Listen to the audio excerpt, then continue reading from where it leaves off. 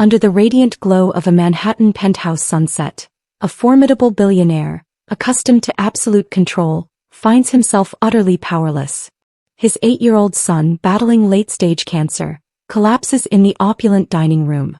For the first time, Marcus Wellington faces a problem his immense fortune cannot solve. In this moment of pure desperation, a quiet housekeeper, a woman previously overlooked, intervenes and pulls the boy back from the brink. In the days that follow, everything he once believed was impossible becomes his only source of hope. Before we begin, a question for all of you. What time are you watching this and where are you from? Let me know in the comments below. The late afternoon sun drenched the floor-to-ceiling windows of the Manhattan penthouse, bathing the marble floors, worth more than most people's homes, in a golden light. Marcus Wellington, 45, stepped out of his private elevator, loosening his Italian silk tie. The master of a $3 billion tech empire, he carried a burden that had nothing to do with business. The gentle voice of Mrs. Patterson, the private tutor, floated from the study. "Now Tommy, let's try this math problem one more time." Marcus paused outside the door, gripping the brass handle, bracing himself for what lay inside. Tommy Wellington sat hunched over his desk, his small 8-year-old body dwarfed by the oversized leather chair. The boy's once vibrant blonde hair was now sparse and fragile, his skin a sickly pale hue no expensive vitamins could correct. Dark circles like bruises shadowed his eyes, giving him a false air of age. His small hand trembled, struggling to hold a pencil, to write numbers that should have been simple. "I'm tired, Mrs. Patterson," Tommy whispered, his voice a ghost of a sound. "Can we stop for today?" Watching his son grow exhausted from such a small effort, Marcus felt a familiar tightening in his chest. Just 6 months ago, Tommy was chasing pigeons in Central Park and begging for ice cream. 6 months ago, Marcus was planning his son's future at the company. Then came the call from Dr. Richardson, the test results that changed everything. Acute lymphoblastic leukemia. Advanced stage. Aggressive. The words were physical blows. The cancer had spread like wildfire, a thief stealing his son's childhood, one cell at a time. Marcus had fought back with a desperate fury of money. 32 of the world's most renowned oncologists had seen Tommy, each consultation costing tens of thousands. They had flown to Switzerland for experimental treatments, to Houston for proton therapy, to Germany for immunotherapy trials that promised miracles but delivered only false hope. $7 million in medical bills, each payment a desperate prayer that this time, this doctor, this treatment would save his son. But last week, Dr. Chon at Memorial Sloan Kettering had delivered the final, devastating verdict. "I'm sorry, Mr. Wellington. We've exhausted all conventional options. Perhaps it's time to consider palliative care. Help Tommy enjoy whatever time he has left." "How long?" Marcus had asked, his voice raw with dread. 6 months, maybe less.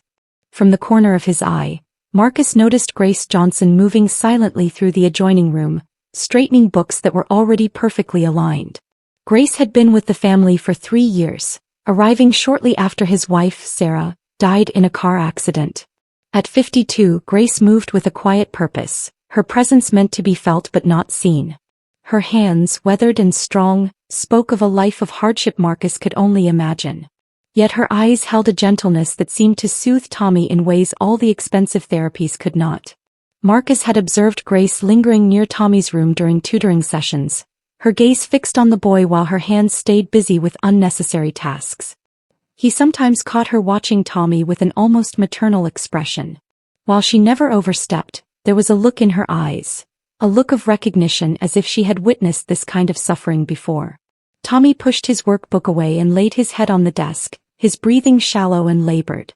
"Daddy's home," he said without lifting his head, somehow sensing his father's presence. Marcus forced a smile and stepped into the room, his heart shattering as Tommy's face lit up. "Hey there, champion. How was school today?" "It's okay," Tommy replied, though they both knew it wasn't. "Nothing has been okay for 6 months." He added, "Mrs. Patterson says I'm getting better at fractions, but they still don't make sense." "Fractions are tricky," Marcus said, sitting beside his son. He could feel Grace listening from the next room, her attention so focused it suggested a level of care beyond her job description. "Maybe we can work on them together this weekend." Even as he spoke, Marcus wondered if they would have that weekend. The doctor's words echoed in his mind. 6 months, maybe less. Tommy yawned and rubbed his eyes. Daddy, why do I get so tired all the time? Even when I sleep 12 hours, I still feel exhausted. The innocent question was a devastation. How do you explain to an 8-year-old that his own body is turning against him? How do you tell a child that all your money, connections, and power are meaningless against rogue cells that follow no rules? Sometimes our bodies need extra rest, Marcus said, his voice catching. Like when a computer reboots to work properly. From the next room, he heard the soft sound of Grace closing a book, followed by silence. He wondered what she thought of his clumsy explanation, whether she had better words for such an impossible conversation. Tommy closed his eyes sleepily. I love you, Daddy. I love you too, son. More than all the stars in the sky. 3 days passed after that afternoon conversation. Marcus heard Mrs. Patterson gathering her materials in Tommy's study. The warm desk lamp cast a golden light over scattered worksheets and colored pencils, a cheerful facade over their daily tension. I think that's enough for today, Tommy, Mrs. Patterson said, sliding the workbook into her satchel. You did excellent work on those word problems. Tommy nodded, his small fingers wrapped around a red crayon as he worked on a drawing. Marcus stood in his office, reviewing quarterly reports that seemed increasingly hollow. The front door closed behind the departing tutor, and the penthouse settled into its evening quiet, broken only by distant traffic and the soft scratching of Tommy's crayon. Grace was in the kitchen preparing Tommy's dinner. Chicken broth with toast pieces, one of the few meals he could keep down. Marcus glanced at his Rolex. Almost 6:30. He should check on Tommy, maybe help him get ready for bed early. Setting aside the financial documents, Marcus walked toward the warm glow from his son's study. Hey champion, how's that drawing coming along? He called out, expecting to see his son hunched over his artwork. Instead, Marcus found Tommy slumped forward in his chair, his small body tilting precariously. The red crayon slipped from his fingers and clattered to the hardwood floor. The boy's eyes had rolled back, showing mostly white, and his breathing came in short, shallow gasps with a soft rattling sound. Tommy! Marcus shouted, rushing forward and catching his son just as the child's body went completely limp. Tommy's skin was cold and clammy, his lips tinged with blue, sending a bolt of terror through his father's veins. Tommy, can you hear me? Marcus was paralyzed by panic. His hands shook as he tried to position Tommy's unconscious form, unsure whether to lay him down or keep him upright. The multi-billion-dollar CEO who commanded boardrooms was now just a terrified father. Grace, he screamed toward the kitchen, his voice cracking. Grace, I need help. Something's wrong with Tommy. Running footsteps echoed through the penthouse as Grace appeared in the doorway, wiping her hands on a kitchen towel. But there was no confusion in her expression, only calm, focused determination. Set him down on the floor, Mr. Wellington, Grace instructed, her voice steady and authoritative. Gently on his back. Support his head. Marcus obeyed without question, carefully lowering Tommy onto the Persian rug. Grace dropped to her knees beside them, placing 2 fingers against Tommy's neck to check for a pulse with practiced efficiency. Her other hand rested on his chest, monitoring his breathing while her eyes scanned his face. His pulse is weak but steady, she said. She gently lifted his eyelids, checking his pupils with focused intensity. Pupils are responsive. Tommy, honey, can you hear me? Squeeze my hand if you can. Marcus watched in stunned amazement as Grace continued her assessment, checking his temperature, then his fingernails for color changes. Where had she learned this? In 3 years, Grace had never mentioned any medical training. Should I call 911? Marcus asked, his voice a bare whisper. Yes, call them now, Grace replied, her eyes never leaving Tommy. Tell them we have an 8-year-old cancer patient who's lost consciousness. Mention his current medications and recent increased fatigue. Marcus fumbled for his phone with trembling fingers. As he provided the address and Tommy's medical details, he watched Grace produce a small pen light, checking his pupils again, her movements precise and confident. When Tommy's breathing became more labored, she tilted his chin up to keep his airway clear. The ambulance is on its way, Marcus said after ending the call. Grace, how do you know how to do all this? Grace looked up briefly and Marcus saw a flicker of something in her eyes. Grief, memory, a hint of regret. I worked as a nurse's aide for 15 years, she said quietly. Back in Alabama. The revelation hit Marcus like a physical blow. Grace had medical training. Grace understood what was happening to Tommy in a way he never could. For 3 years she had watched his son's condition worsen and said nothing because her role was to clean and cook, not offer medical opinions. Tommy's eyelids fluttered and a soft moan escaped his lips. Grace immediately leaned closer, her voice gentle and encouraging. "That's it, Tommy. Come back to us, sweetheart. You're safe. Daddy's here and help is coming." "Tommy," Marcus whispered, touching his son's hand. "Can you hear me, buddy?" The boy's eyes opened slowly, unfocused and confused but conscious. "Daddy," he whispered. "What happened? Why am I on the floor?" "You had a little episode, honey," Grace explained before Marcus could find the words. "But you're okay now. The paramedics are coming to check you out." Sirens grew louder outside, and within minutes, paramedics burst through the front door, taking over Tommy's care with the same professional efficiency Grace had displayed. As they worked, Marcus watched Grace step back into the shadows, resuming her role as the quiet household staff. At the hospital, Dr. Chin delivered the news Marcus had been dreading. Tommy's white blood cell count had plummeted. His organs were showing increased stress, and the latest scans revealed the cancer had spread further. "I'm afraid we need to discuss adjusting our timeline," Dr. Chin said gently. "Tommy's condition is deteriorating more rapidly than we hoped. We're looking at weeks now, perhaps a month or 2 at most." Marcus sat in the uncomfortable hospital chair beside Tommy's bed, watching his son sleep under the harsh fluorescent lights, hooked up to beeping monitors. Grace sat in the corner, having insisted on staying despite Marcus's suggestion she go home. She watched Tommy with the same careful attention she had shown during the crisis. As the night wore on, Marcus found himself studying Grace's face in the dim light. This woman who had moved through their home for 3 years, who had witnessed his son's illness from the start, had medical knowledge that might have been valuable if he had ever thought to ask. How many signs had Grace noticed that he had missed? How many times had she wanted to speak up, to offer insight, only to remain silent because it wasn't her place? As Tommy stirred and reached out his small hand, Marcus took hold of those tiny fingers, tears streaming down his cheeks. He had built an empire, commanded respect and accumulated immense wealth. Yet he couldn't save the one person who mattered most. Grace watched from her corner, her own eyes glistening, witnessing a father's heartbreak. In her chest, a battle raged between the boundaries of her position and the knowledge burning inside her. She had seen this before, had lived through it with someone she loved, and she knew things that might help Tommy. That night, as Marcus wept for all the tomorrows they might not have, Grace made a decision that would change everything. The VIP hospital room felt suffocating at 2 o'clock in the morning. City lights twinkled through thick glass, but inside the air was heavy with antiseptic and a fear no money could eliminate.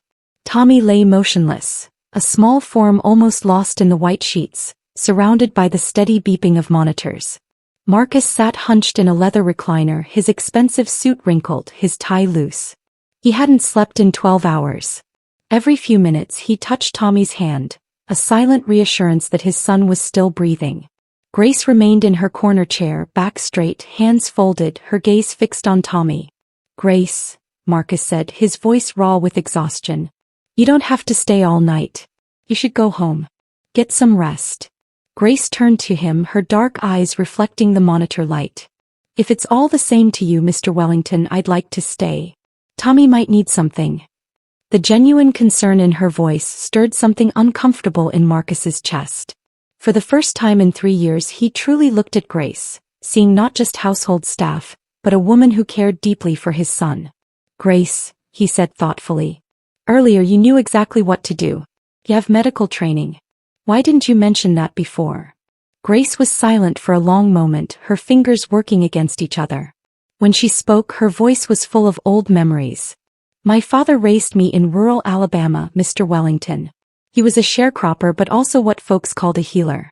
He knew things about plants and natural remedies, passed down through generations." Marcus leaned forward, captivated. "When I was 16, Daddy was diagnosed with stage 4 lung cancer. Doctor said he had maybe 6 months. Told us to make him comfortable. But Daddy had different ideas." Grace paused, glancing at Marcus. "He completely changed how he ate. No meat, no processed foods, nothing but vegetables and fruits. He moved us away from our house near the chemical plant and deep into the countryside where the air was clean and the water came from natural springs. He spent his days in the garden, growing his own food, living close to nature. What happened? Marcus asked, his heart rate quickening. Daddy lived 3 more years, Grace said quietly, her eyes glistening. 3 good years where he taught me everything about healing. He passed peacefully, surrounded by family with dignity. The implication hung in the air. Marcus felt a flicker of hope. Are you saying Tommy should stop eating meat? That we should move out of the city? Grace met his eyes directly, her expression a mix of hope and hesitation. I'm saying sometimes the old ways, the simple ways, can help when modern medicine has reached its limits. I've seen it work, Mr. Wellington. For a moment, Marcus felt a powerful surge of hope. Here was someone who had witnessed a miracle, who understood suffering and had seen it overcome. But as quickly as it came, the excitement faded, replaced by darker emotions. Wait a minute, he said, his voice hardening. You're telling me I should take my son, who has access to the best medical care money can buy, and treat him like some country folk with vegetables and fresh air? Grace's expression remained calm, but her shoulders tensed. Mr. Wellington, I'm only sharing what I've seen work. What you've seen work for a sharecropper, Marcus interrupted, his voice rising. Grace, do you understand who we are? Tommy isn't some farm boy who can be satisfied with simple food. He's a Wellington. He deserves the finest things this world offers. Marcus stood abruptly, pacing beside the bed. We live in the most exclusive neighborhood in Manhattan because that's where Tommy belongs. He eats at the finest restaurants, has access to the best education, the most advanced medical treatments on earth. And you're suggesting I take all that away and move to some rural backwater where he can eat grass and breathe farm air? Mr. Wellington, please keep your voice down, Grace said gently, glancing at Tommy. I didn't mean to upset you. I was trying to help. But Marcus was beyond hearing her. The suggestion felt like a direct assault on everything he had built.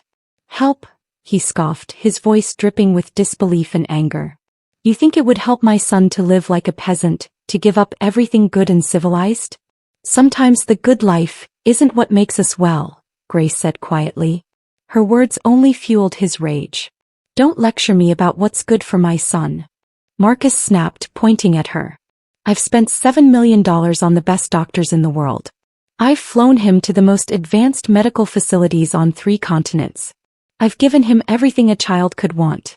And you think the answer is vegetables and farm living? Grace remained seated, hands folded, but Marcus could see the profound hurt in her eyes. I understand your feelings, Mr. Wellington. But sometimes, no, you don't understand, Marcus continued, his voice rising despite his son's presence. You couldn't possibly understand. You work in other people's houses, Grace. You clean and cook and follow orders. You don't make life and death decisions for people who matter. You don't understand real responsibility.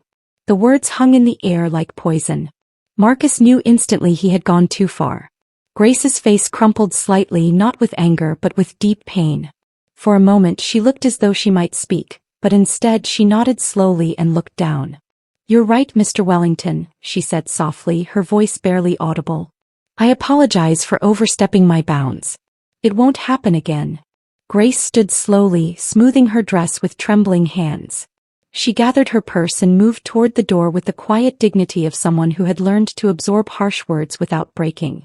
Grace, wait, Marcus called out, a sudden wave of shame washing over him. But she only paused briefly. I'll check on Tommy in the morning, Mr. Wellington, she said without turning. Good night. As the door closed softly behind her, Marcus was left alone with his sleeping son and the heavy weight of his own words. The suggestion of a simple, natural life felt so alien, so contrary to everything he believed about success. How could he consider taking Tommy away from the world of privilege he had worked so hard to create? He sat holding his son's hand, surrounded by expensive medical equipment, a gnawing feeling that he had just made the biggest mistake of his life. But sometimes children are wiser than adults think. The morning after that devastating hospital confrontation, Marcus packed his leather suitcase with mechanical precision, his mind clouded with regret. The Los Angeles Business Conference had been scheduled for months, but leaving Tommy felt like abandoning a sinking ship. I don't have to go, Marcus said for the 3rd time, standing in the doorway of Tommy's room, where his son lay propped against silk pillows, pale but alert. The board can handle the meetings. Tommy turned to his father, his 8-year-old eyes holding a wisdom too mature for his face. It's okay, Daddy. Grace will take good care of me. The mention of Grace sent a fresh wave of guilt through Marcus. She had arrived that morning, moving through the penthouse with her usual efficiency, but she hadn't met his eyes when he tried to apologize. As Marcus's taxi pulled away toward the airport, Tommy waited until he heard the elevator doors close before slowly pushing back his covers. The effort made him dizzy, but his determination was stronger than his weakness. He padded barefoot across the cold marble floors toward the kitchen, where Grace was chopping vegetables for his bland chicken soup. Tommy, honey, you should be resting, Grace said gently, setting down her knife. Let me help you back to bed. Grace, Tommy said, his young voice carrying a surprising formality. I want to talk to you about something important. Grace studied the boy's face, noting the determined set of his jaw. Of course, sweetheart. What's on your mind? Tommy took a deep breath. I heard Daddy yelling at you the other night about your father and how he got better from being sick. Grace's heart skipped a beat. Tommy, that's not something you need to worry about. But I want to know, Tommy insisted, climbing onto a tall stool with visible effort. Grace, I'm tired of being sick all the time. I'm tired of feeling like I'm going to throw up everything I eat. I'm tired of being so weak I can't play with other kids. The raw honesty in his voice brought tears to Grace's eyes. She moved to stand beside him, gently smoothing his messy hair. Oh, honey, I know it's hard. Tommy looked up with eyes that seemed far too old. The doctors keep saying the same things and I keep getting sicker. But you said your daddy got better by eating different food. Can you tell me about that? Grace hesitated, remembering Marcus's harsh words. But the hope in Tommy's eyes was impossible to ignore. My daddy lived on a farm in Alabama, she said carefully. He ate vegetables he grew himself and spent his days working in the sunshine and fresh air. What kind of vegetables? Tommy asked, leaning forward with genuine curiosity. All kinds, Grace replied, her voice growing warmer. Collard greens and sweet potatoes, tomatoes and corn. Everything was fresh from the earth. Nothing processed. Tommy was quiet for a moment. Then he looked up with sudden resolve. I want to try eating like that just for this week while Daddy's gone. Can you teach me? Grace felt her breath catch. Tommy, I don't think that's a good idea. Your father specifically told me. Daddy doesn't have to know, Tommy interrupted, his voice pleading. Grace, please. I'm so tired of feeling sick. I want to try something that might actually help me feel better. The earnestness in his voice broke down Grace's resistance. Looking at his hopeful face, she made a decision that could cost her job, but might save his life. All right, she said softly.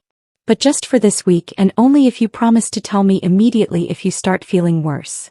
Tommy's face lit up with the first genuine smile Grace had seen in months. I promise. What can we make first? For the next hour, Grace transformed their sterile gourmet kitchen into a facsimile of her childhood Alabama home. She showed Tommy how to wash fresh kale leaves, how to dice sweet potatoes, and how to prepare simple brown rice. My daddy always said that food should be medicine, Grace explained as she heated olive oil. Everything we put in our bodies should help us heal and grow strong.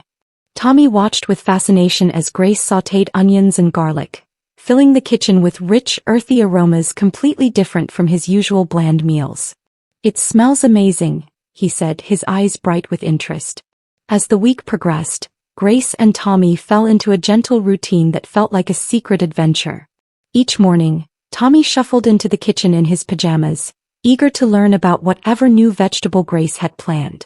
She taught him to identify different beans, showed him how to sprout seeds in mason jars, and helped him plant a small herb garden in pots on the penthouse balcony. Look, Grace! Tommy exclaimed on the third day, kneeling beside a pot of basil seedlings pushing through the soil.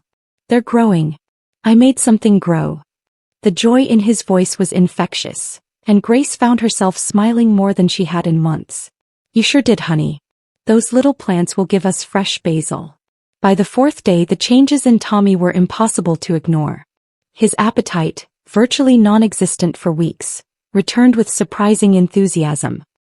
He began asking for seconds of Grace's vegetable stews, and his face no longer turned green at the sight of food.